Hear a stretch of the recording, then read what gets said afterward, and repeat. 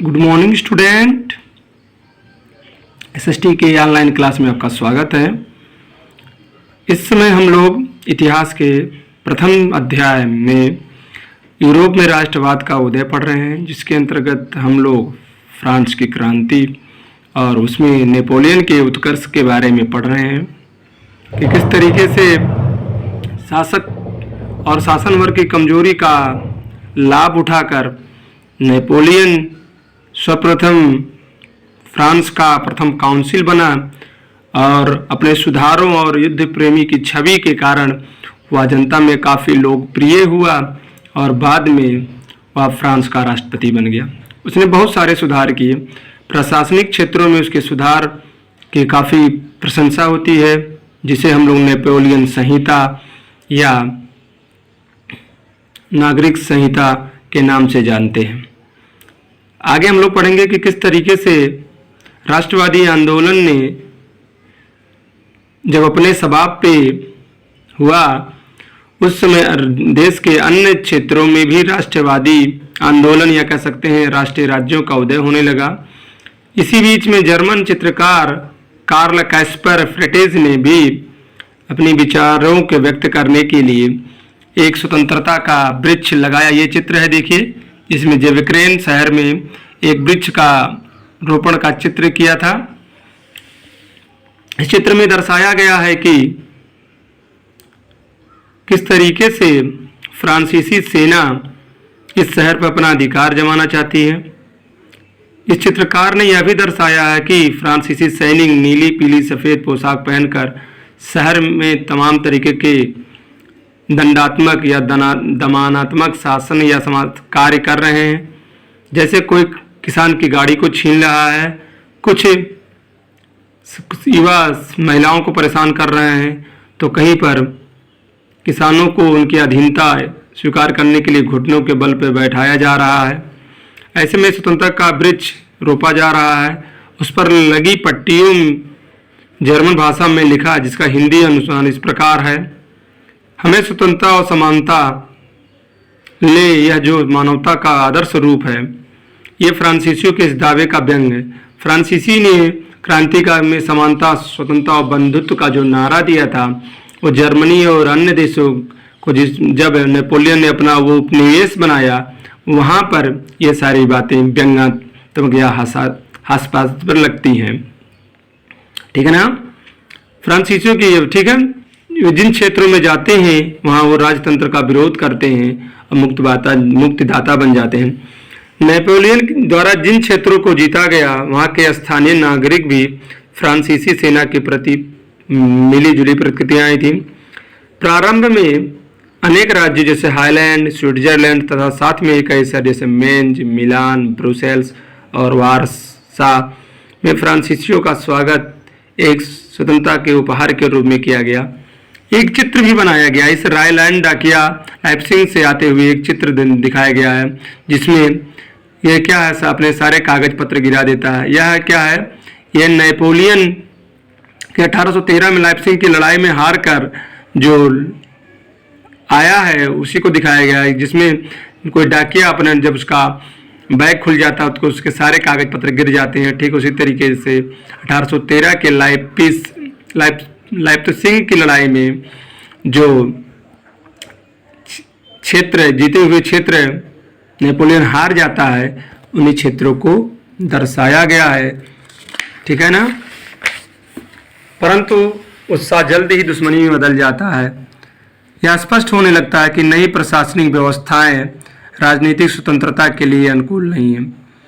जब फ्रांसीसी का नागरिकों पर बढ़ते हुए कर, निजी क्षेत्रों में सरकार का हस्तक्षेप और शेष यूरोप को जीतने के लिए सेना भर्ती अनिवार्य व्यवस्था सा लागू कर दिया गया, इन सभी चीज़ों को देखकर अब ऐसा लगने लगा कि यह जो फायदे का सौदा दिख रहा था, वह अब घाटे का सौदा है।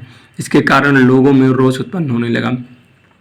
नेपोलियन को हम फ्रांस और यूरोप के इतिहास में नेपोलियन बोनापार्ट के नाम से जानते हैं, जो फ्रांस को विश्व विजेता राष्ट्र बनाने का सपना अपने दिल, अपने हृदय में समाये रखा था। उसके अनुसार वह, उसकी जो विचारधारा थी, वह जो उसकी सोच थी, वह यह कहता था कि एक सफल शासक होने के लिए उसका कठोर और तानाशाह होना जरूरी है। फ्रांसीसी क्रांति के पश्चात नेपोलियन अपनी छवि युद्ध प्रेमी के कारण वहाँ की जनता में धीरे धीरे अपना महत्व या अपने जो प्रतिष्ठा थी वो खोने लगा, जिसके कारण नेपोलियन का क्या हो गया, पतन हो गया। फ्रांसीसी क्रांति के कारण क्या थे? 1789 में फ्रांसीसी क्रांति जो फ्रांस में हुई, वहाँ पर लुई 16वें का अंत हो गया और वहाँ पर लोकतंत्र की स्थापना हुई, जिसका अनेक कारण थे। पहला तो था अयोग्य कारण। पहला क्या था? अयोग्य शासक। फ्रांस की क्रांति के दौरान यहाँ लुई वंश का शासन था, जिसका शासक लुई 16वां था। वह एक अयोग्य, जिद्दी और अदूरदर्शी और कर्तव्यहीन शासक था। वह सुधारों का पक्षधर नहीं था, बल्कि निरंकुशता को बनाए रखना चाहता था, जिसके कारण जनता उसकी विरोधी हो गई। अगला है मध्यम वर्ग। यहाँ पर औद्योगिक क्रांति होने के कारण मध्यम वर्ग का उदय हुआ। मैंने पढ़ाया कि तृतीय स्टेट में ही मध्यम वर्ग का उत्पत्ति हुई, और ये मध्यम वर्ग में सबसे ज़्यादा वो लोग थे जिन लोगों ने रेशम और कपास से क्या किया था, बिजनेस किया था, व्यापार किया था और लाभ कमाया था। इसमें छोटे उद्योगपति, वकील, अध्यापक, डॉक्टर और निम्न पदों पर कार्य करने वाले अधिकारी शामिल थे। यह वर्ग नए विचारों और राष्ट्रीय भावना से भरा हुआ था और लोकतंत्र का पक्षधर था और निरंकुश राजशाही का विरोधी था। वह कहता था कि किसी व्यक्ति को जन्मजात विशेषाधिकार नहीं मिलने चाहिए। समाज में जो भी प्रतिष्ठा मिलनी चाहिए उसकी योग्यता और उसकी शिक्षा के अनुसार मिलनी चाहिए, न कि जन्म से विशेषाधिकार के द्वारा। आम जनता की दयनीय स्थिति। इस समय शासक उच्च वर्ग और कुलीन वर्ग जहां वर्साय के बड़े बड़े महलों में विलासतापूर्ण जीवन बिता रहा था, वहीं आम जनता प्राकृतिक आपदा के कारण या बढ़े हुए कर के कारण बड़ी दयनीय स्थिति में थी। लोगों के पास रोटी रोजी की लिए भी व्यवस्था नहीं थी। मजदूर वर्ग की दुर्दशा। इसमें फ्रांस में जो उद्योग स्थापित हुए थे उनमें मजदूरों को काम करने के लिए कोई समय निश्चय नहीं था और न ही स्थितियां उनके अनुकूल थी। ना तो टाइम के घंटे निश्चित थे, ना उन्हें वेतन तय किया जाता था।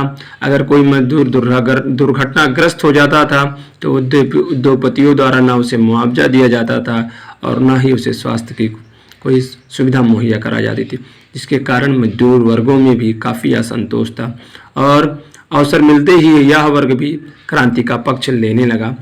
दार्शनिकों का प्रभाव मैंने पिछले वीडियो में पढ़ाया है कि जितना महत्व यहाँ के मध्यम वर्ग या तृतीय स्टेट का है, उससे कहीं ज़्यादा महत्व फ्रांस की क्रांति में वहाँ के दार्शनिकों का है। इस समय दार्शनिकों का वर्ग का उदय हो चुका था। इससे जनता का प्रशासन के प्रति दुर्दशा, न्याय व्यवस्था कमियां और समाज की बुराइयों को परिचित कराया। उन्होंने जनता में क्रांतिकारी भावनाओं का संचार किया, जिस वजह से जनता क्रांति के लिए अग्रसित हो गई। आज़ादी पर प्रतिबंध। इस समय फ्रांसीसी सरकार ने लोगों की आज़ादी पर कई तरीके के प्रतिबंध लगाए थे। यहाँ तक कि उनके धार्मिक विश्वासों पर प्रतिबंध लगाया गया था। फ्रांस में प्रोटेस्टेंट धर्मावलंबियों के साथ क्रूरतापूर्वक व्यवहार किया जाता था। इस पर सरकार ने न्याय और आज़ादी की अवहेलना करते हुए लेद्रेस ताकासे यानी बिना कारण बताए कैद कर देने वाले जैसा श्वेत पत्र जारी किया था, जिसके वजह से कोई व्यक्ति विरोध करता तो उसे बिना बताए कहीं भी गिरफ्तार किया जा सकता और जिसके कारण फ्रांस की स्थिति और भी भयावह और ख़राब हो गई, जिससे जनता में असंतोष की भावना व्याप्त हो गई और वह क्रांति के पद पे बढ़ गया। यूरोप में अगला पॉइंट है यूरोप में राष्ट्रवाद का निर्माण। मैंने बताया कि फ्रांस की क्रांति ने यूरोप में एक नया मार्ग प्रशस्त कर दिया, एक नई दिशा प्रस्तुत कर दी। 18वीं शताब्दी के यूरोप में मानचित्र में वैसे राष्ट्र राज्य नहीं थे जैसे आज हमें हैं, जिन्हें हम जर्मनी, इटली और स्विट्जरलैंड को में देखते हैं। तब वे राजशाही, डची और कैंटोनों में विभाजित थे। इनके शासकों में स्वायत्त क्षेत्र थे, अपने अलग अलग स्वतंत्र थे।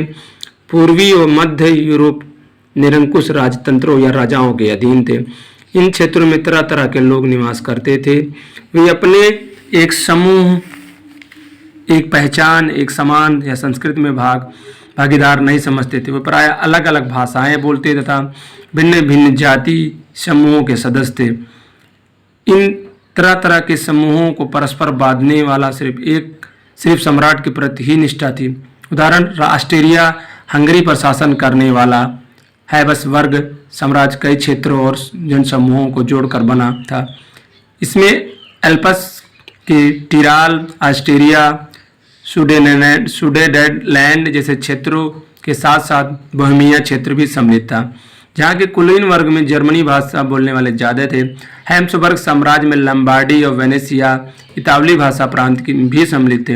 हंगरी में आधे नागरिक मेयार भाषा बोलते थे, जबकि अन्य नागरिक विभिन्न बोलियों का इस्तेमाल करते। गालिसिया में कुलीन वर्ग पोलिश भाषा बोलते थे, पोलैंड पुर्तगाली भाषा बोलते थे।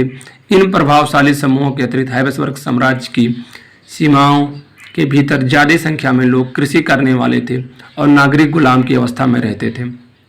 जैसे उत्तर में बोहेमियन और स्लोवाक और कार्नियोला में स्लोवेन्स, दक्षिण के कोरिएंट और पूर्व की ट्रांसवेलेनिया में निवास करने वाले लोग रमन थे, यानी रोम शासक या रोमानियाई थे, यानी रोम की छत्र छाया या रोमी भाषा बोलने वाले थे। ये भिन्नता राजनीतिक एकता को सरलता से बढ़ा देने वाली नहीं थी। इन भिन्न भिन्न समूहों को आपस में बांधने वाला तत्व सिर्फ एक था, वह थे सम्राट के प्रति उनकी निष्ठा। राष्ट्रवाद और राष्ट्रीय राज्य का विचार कैसे उभरा? उपरोक्त समूहों की भिन्नता को बांधने वाला कोई भी कारण नहीं था जो उन्हें किसी एक राष्ट्र का निवासी बना सके, लेकिन इन सभी समूहों में एक साधारण बात थी कि वे अपने राजा के प्रति विश्वसनीय और राजभक्त हुआ करते थे। अगला जो हम लोग का टॉपिक है वो है कुलीन वर्ग और मध्यम वर्ग। कुलीन वर्ग और मध्यम वर्ग सामाजिक और राजनीतिक रूप से भूमि का मालिक कुलीन वर्ग यूरोपीय महाद्वीप का सबसे महत्वपूर्ण था। मैंने बताया इस वर्ग के जो सदस्य थे वे साझा जीवन शैली में बंधे हुए थे। वे क्षेत्रीय विभाजन के आर पार फैली हुई थी। ग्रामीण क्षेत्र में ज़्यादातर और शहरी क्षेत्रों में हवेलियों के मालिक थे। राजनीतिक कार्यों के लिए और उच्च वर्गों के बीच फ्रेंच भाषा बोलते थे ये लोग, ठीक है ना। इनके परिवार प्रायः वैवाहिक बंधनों से परस्पर एक दूसरे से बंधे हुए थे, परंतु यह शक्तिशाली कुलीन वर्ग संख्या के लिहाज से बहुत छोटा समूह था। जनसंख्या के अधिकतर लोग किसान थे, यानी साधारण वर्ग थे। पश्चिम में अधिकतर जमीन पर किराएदार और छोटे काश्तकार खेती करते थे, यानी इनकी खुद की जमीन नहीं थी।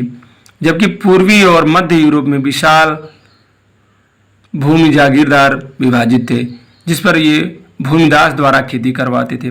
पश्चिमी और मध्य यूरोप के हिस्सों में औद्योगिक उत्पादन और व्यापार में बढ़ोतरी से शहरों का विकास हुआ और वाणिज्य वर्गों का भी उदय हुआ, जिनका अस्तित्व बाजार के उत्पादन के लिए ही निर्भर था।